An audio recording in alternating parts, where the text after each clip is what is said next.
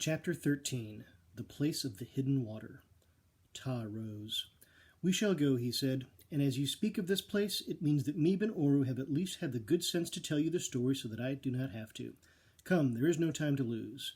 Now, with his kingly stride and using his great staff to speed him along the ground, his necklace of marvelous many-colored stones swinging from side to side on his chest, Ta started away. He gestured to the boys to walk by his side, but little Meeb and Oru scuttled along behind. "Great Ta," began David with respect, "there is something I must ask you. You say all the time, when you're speaking of the plant mystery, that you must think, and Meeb and Oru said it too. But haven't your wise men ever made experiments to solve puzzles?" "Experiments! What is this word?" "Why," David said, having in mind those laboratories to which his father had taken him in hospitals, "you know, where they have things in glass jars and make mixtures and heat them to see what happens, or they let things stand around to see if they change, or they feed them to rats and mice to see what the results are." Ta looked utterly blank. "I do not know what you mean," he replied. "You speak of strange happenings and use strange words. We think and think. My wise men put down what they think in the rolls of wisdom and then read aloud what they have written, and we talk about these writings." Now David and Chuck stared at each other with the same blank expressions on their faces that had come over the face of Ta. But then they both exploded at once. "How do you get anywhere?" exclaimed Chuck. "You'd just end up right where you started," cried David. "If you don't work with the thing that's causing the mystery," said Chuck, "like these plants, for instance, what good does it do you and your wise men to just write down what you already know and then talk and talk about what you've written?" "Sometimes it does good," returned Ta in his calm way. Then he looked off into the distance to where, through the winding greenish mists, the outlines of a small city were coming into view. And as he gazed away with half-closed eyes, he seemed to be going over in his mind what the boys had just said. "But perhaps," he went on, "you have a new thought which I and my wise men have not come to yet. The thought that we must work with the thing itself that is causing the trouble."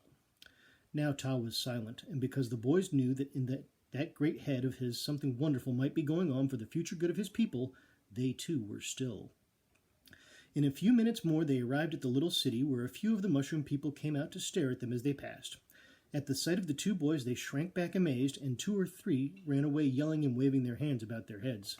Children clung to their mothers' robes, and just as Meeb had said, they were a nice healthy green, whereas all the adults were mushroom people gray. "Never fear," boomed Ta, "never fear. These 2 have come from our protector to save us. Come close and greet them." So gradually some of the more courageous ones came close. They could not take their enormous eyes from Chuck and David, but mostly they seemed to want to touch the boys' clothing, so Chuck very kindly took off his plaid woolen jacket and held it out to them. Timidly, as though they thought the jacket might explode or fly away or turn suddenly into something else, they put out their webby hands and rubbed the jacket sleeve between their long, thin thumbs and first fingers. "I, too, have wanted to put my hands on your robes," admitted Ta, smiling, "but I thought that you might be offended." So now he, as well as his people and his wise men, felt Chuck's jacket and the material of the boys' shirts and shoes and trousers. "This is so strange," they all cried, shaking their heads. "So strange. We don't understand how they could have happened."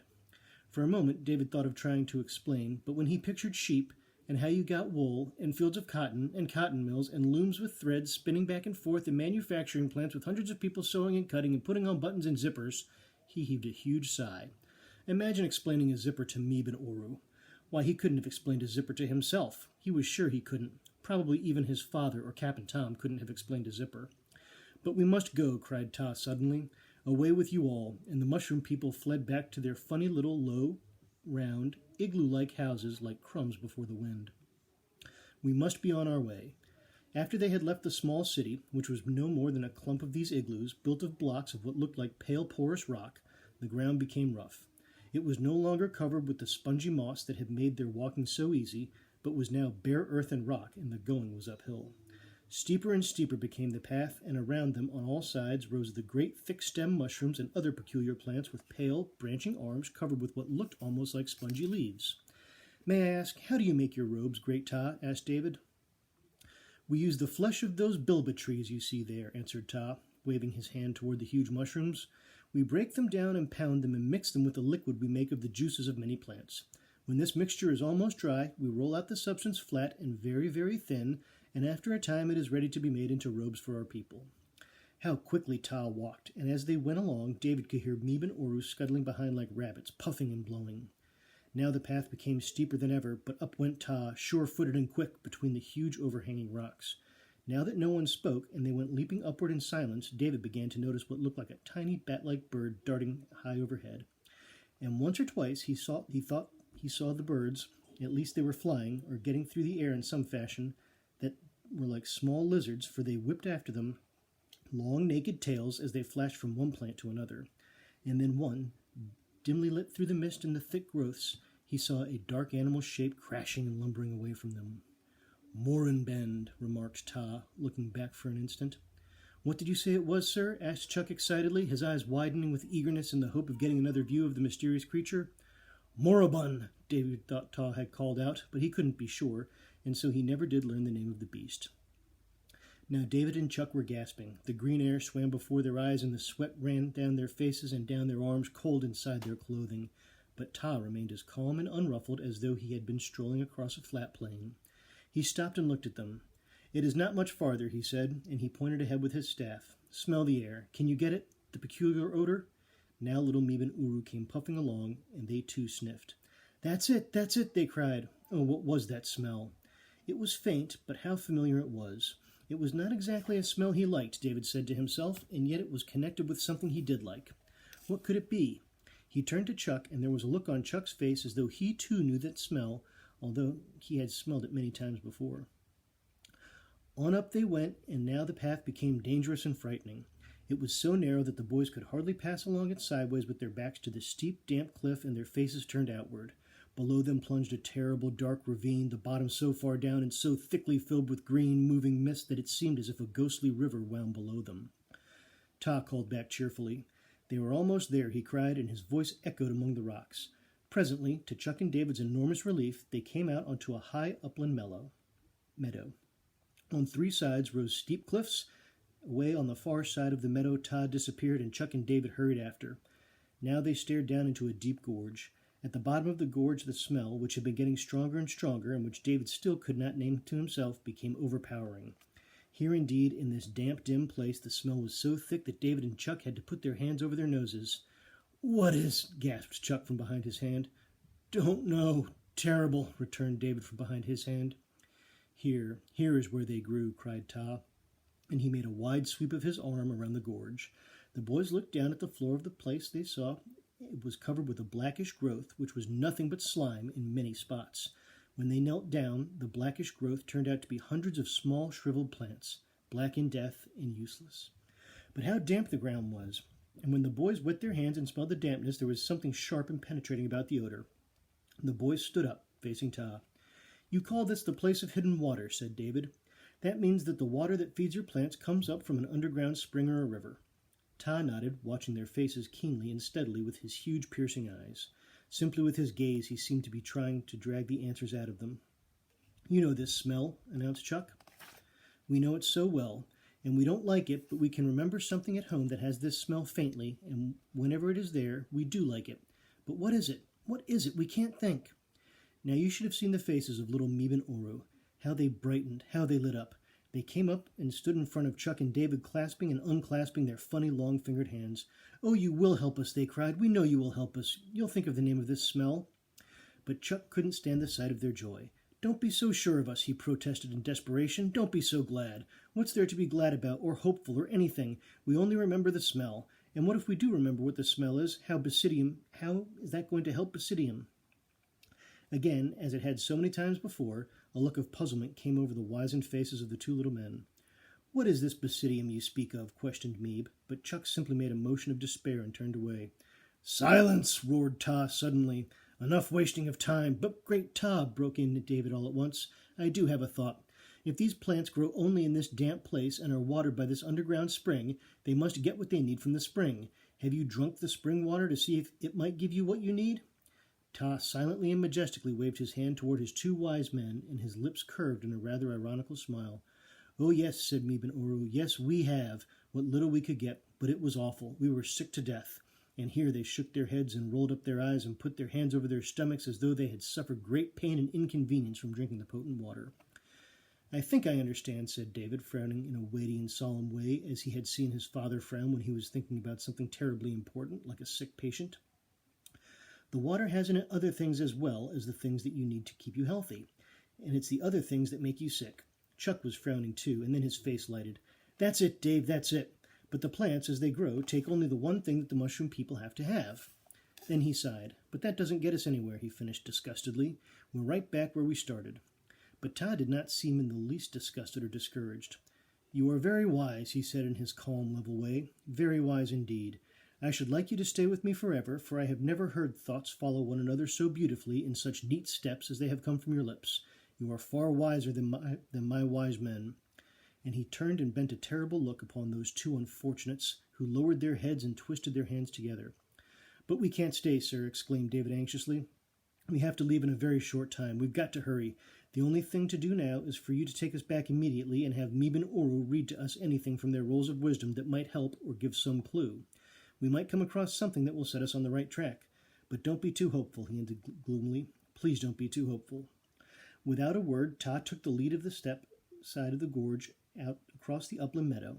Now it seemed to take longer than before to wind their slow, perilous way along the narrow path above the ravine and down through the great rocks to the level land again. But perhaps it was because the boys were beginning to become uncomfortably aware of time. Chuck, cried David as they hastened along, it's getting darker and darker. Yes, it was, but what a strange darkness, for it was a rather soft kind of green silverness. Through the winding mists of the planet, which had now completely lost the glow of the sun, the huge shape of Earth was becoming clearer. It was like a moon seen through the fog, but what a giant moon, what a stupendous, overpowering moon. On the other side of the sky was a smaller silveriness, which told them where the real moon was.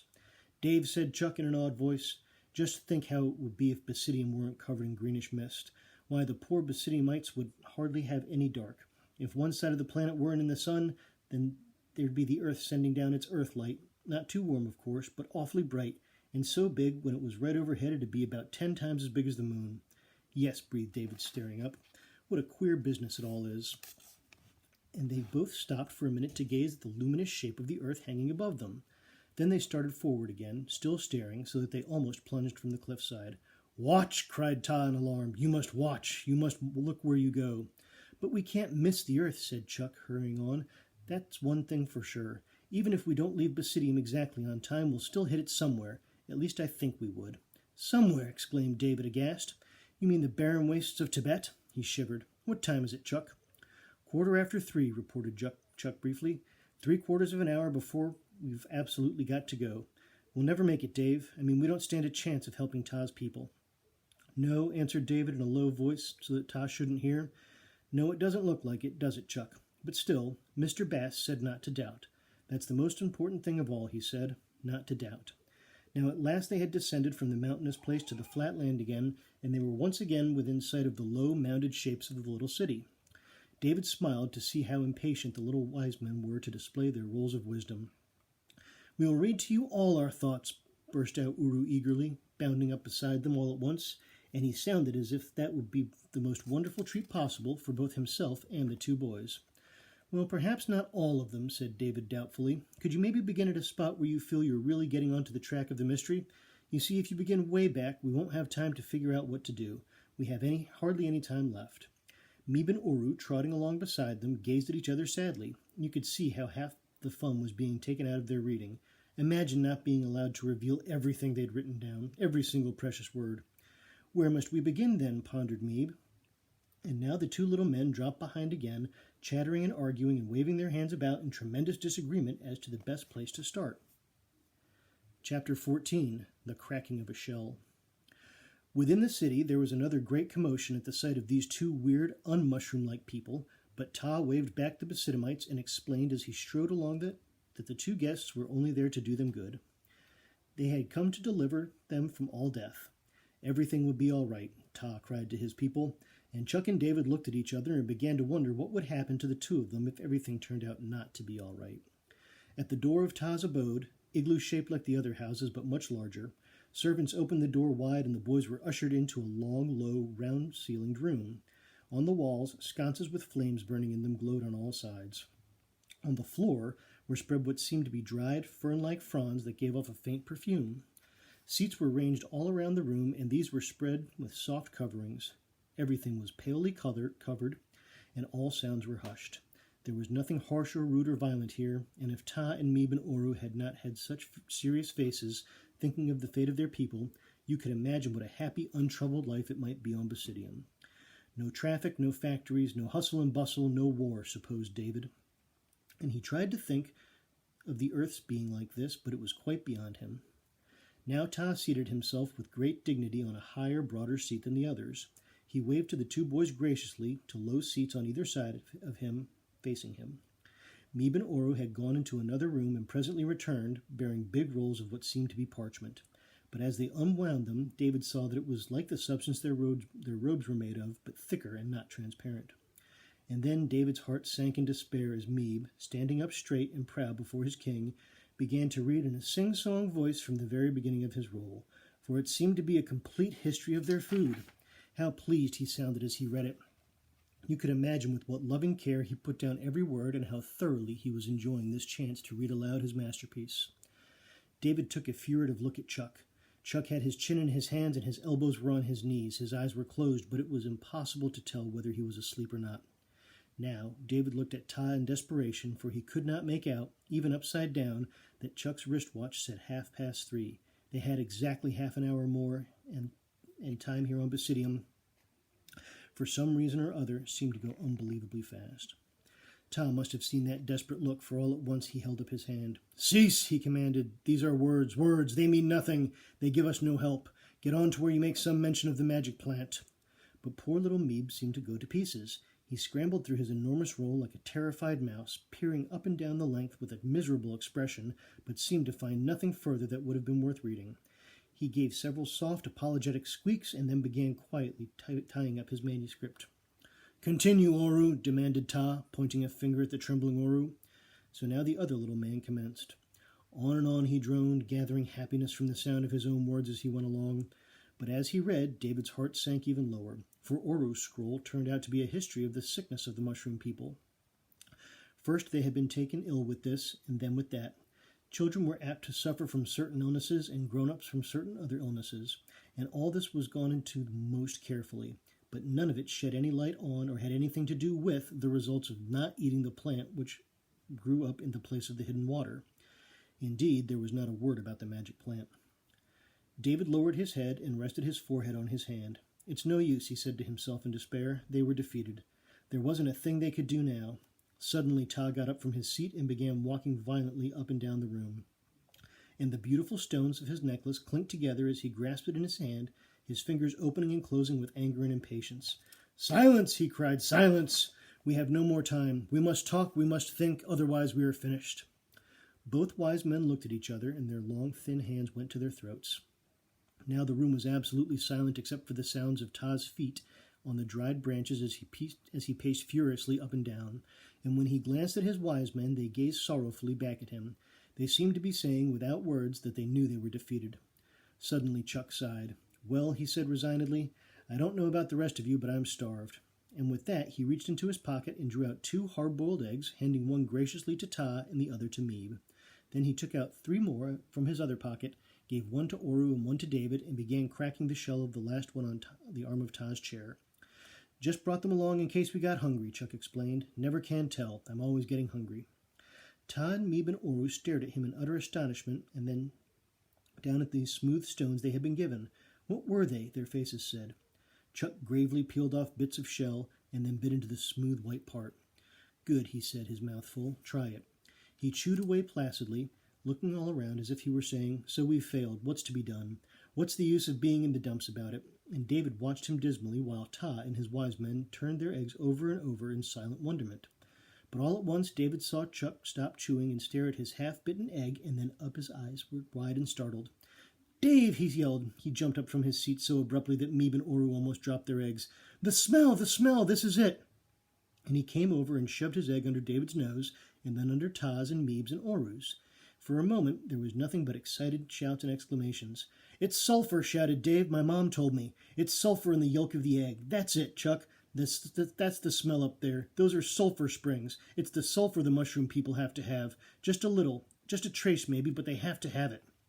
Then while Chuck was showing Ta and his wise men how to crack the shell of the eggs and urging them to try a bite or two, David thought fast. "Mrs. Pennyfeather," he said to himself. "Chuck," he announced, "I've decided. We may not get back to Earth on time, we may hit the barren wastes of the Tibetan Plateau, or we may go zinging out into space, but we've got to get Mrs. Pennyfeather and explain to Ta what she can do for his people. Come on, he ordered. We must go at once. You must know, great Ta, that we have a hen. That is a fowl, a bird. Well then, a thing, a living thing that you don't have here. It lays kind of round objects that look like stones to you, but they're not stones. We call them eggs, and you must keep this living thing we'll give you, and you must put her eggs into water and cook them until they're like this, just as you see them now, firm on the inside. Come, we must hurry. So now all around them, Ta and Meeb and Oru and the boys rushed out of Ta's dwelling and away toward the spaceship as fast as their legs would go. When at last they came to it, glimmering in the soft earthlight that drifted up through the mist, Chuck quickly boosted David up to the door. He clambered over the entranceway and poised there, his heart pounding for fear Mrs. Pennyfeather might have gotten out and run away. But she was there, that good, faithful hen, fast asleep on Chuck's seat with her head under her wing. Come on, Mrs. Pennyfeather, said David, lifting her up gently. You've got work to do. And then he stared at where she had been sitting, for there were two nice, white, newly laid eggs. Here, Chuck, take her, he called down. Then he carefully dropped the eggs one at a time into Chuck's hands after Chuck had handed on Mrs. Pennyfeather to the astonished Ta. Now for the sack of chicken feed, David said to himself. This was going to be a tough one. There it sat upright on top of the oxygen urn, so now David reached down as far as he could and grasped the top of the sack and pulled. What a weight it was. But in a moment, he was able to get his other hand on it, and then he gave a great final tug and had it onto Chuck's seat. He pushed it through the doorway and heard it go thunk onto the ground below.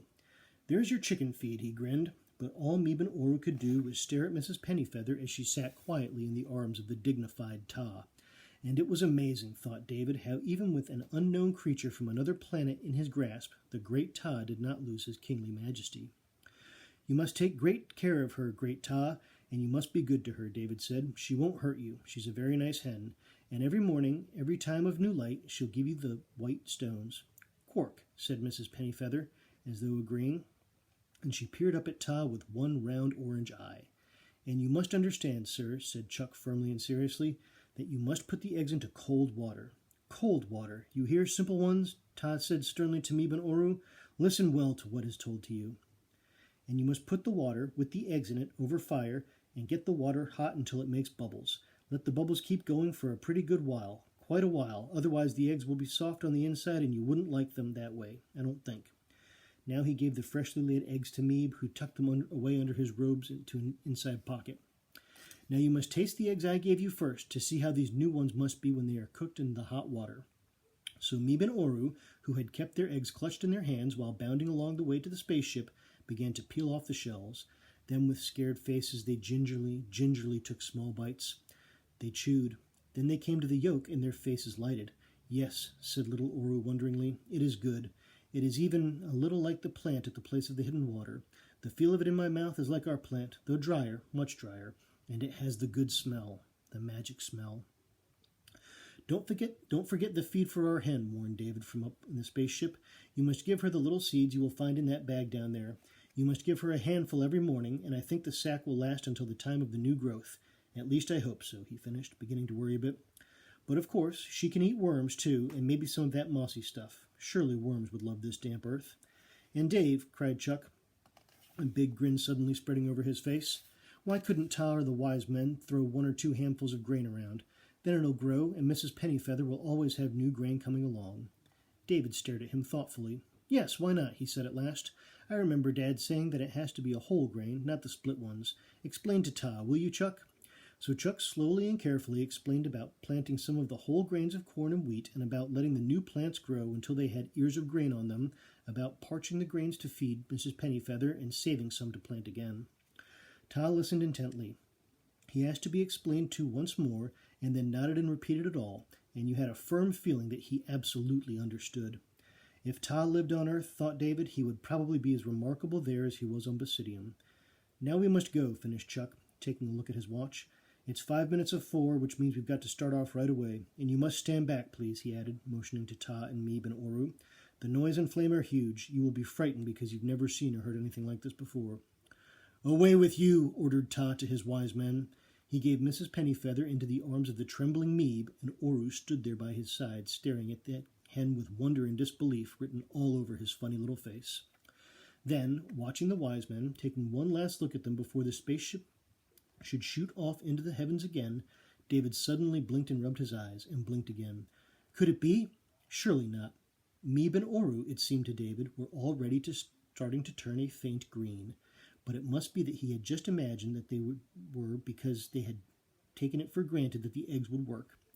Yet, as he steadily watched the little men, he had to admit to himself that they were becoming a clear, pale, but quite distinct green, and as they had eaten only a bit of the yolk, for they were holding the rest of the eggs untouched in their hands, it must be true what he had said in Ta's house, that each Basidiomite needed only a trace of sulfur now and then to keep well. Ta gave an imperious, dismissive wave to his hand, and Meeb and Oru scuttled away. Then he stepped forward, and still with kingly gravity, boosted Chuck up the door of the spaceship. Next he handed up to them their bags of food, and then stood smiling at the two boys, who peered down at him together.